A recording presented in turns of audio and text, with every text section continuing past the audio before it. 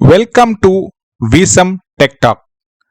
Today we are going to discuss on Serilog configuration basics. The first point which we need to discuss here is what are events and what are different event levels. In Log4net, anything we are logging, we are going to call it as message. So logging messages are happening in Log4net. But in Serilog, the terminology is little different. We are going to call it as events. Anything we are going to log is going to call it as Serilog event. Here an event is made up of timestamp, level, message, properties and exception object. So a timestamp is nothing but when was the event happened. So level is going to describe when the event should be captured. A message is documenting what the event represents. A name property describing the event. Possibly an exception object is going to define the exception which is occurred in the application. Let's see a practical example of what is Serilog event.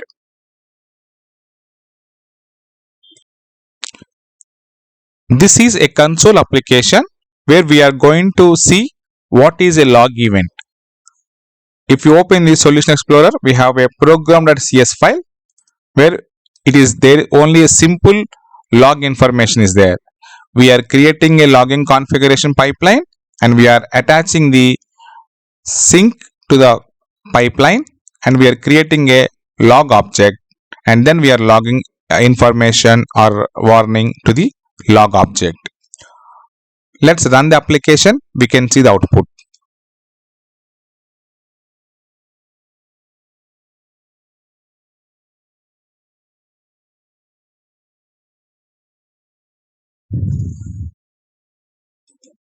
So as I told you, timestamp is going to define when the event occurred.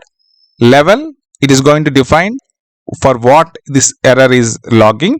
Is it error, warning or information? It's a log level. Message template and the message. So this is the format which we are seeing structured message. If you want to see unstructured message, now we are using JSON formatter which is the default formatter. I'm going to remove the JSON formatter. So you can see the message which is logging in a human readable format.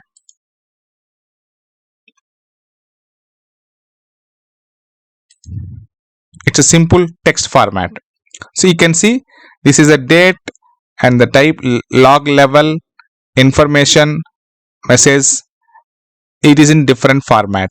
So it is a simple text format. Earlier we have used that JSON formatter.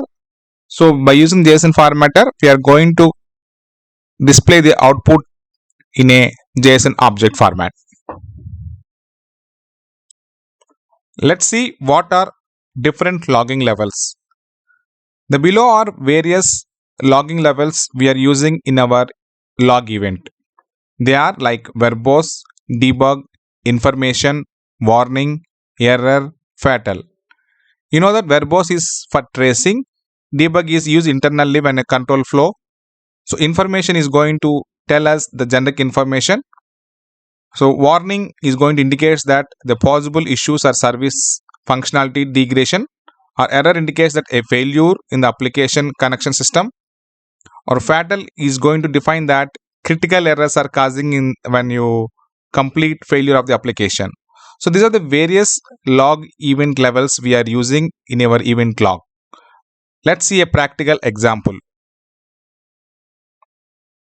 In this example, we are going to log different log levels. So I have logged different log levels: log.debug, log.error, log.information, log.warning. So different log levels I am using to log in the console sync.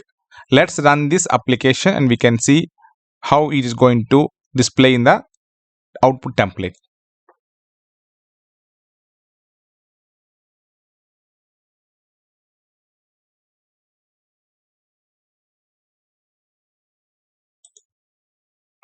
So we can see error, information, warning, because if you get an error, this is the error message. If you get any normal information, it is going to display this one. If it is a warning, it is going to display this one. But it is not displaying that debug because it is not in the debug mode. It is going to useful when we are debugging the application. Let's see few more points related to log levels. In Serilog, when we log any event, we are going to have log levels as well. So if you see the definition of level detection, in most cases, application should write events without checking the active logging level. The recommended pattern for level detection is to store the results of level detection in a field. The meaning is,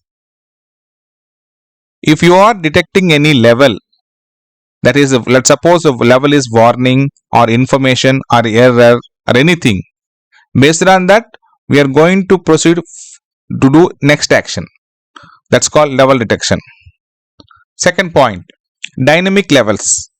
Dynamic levels, in a simpler words, we are going to identify the level in that runtime. Many larger or distributed applications need to run at a fairly restricted level of logging. Let's say when a problem has been detected and the overhead of collecting a bit more data is justified. Source context.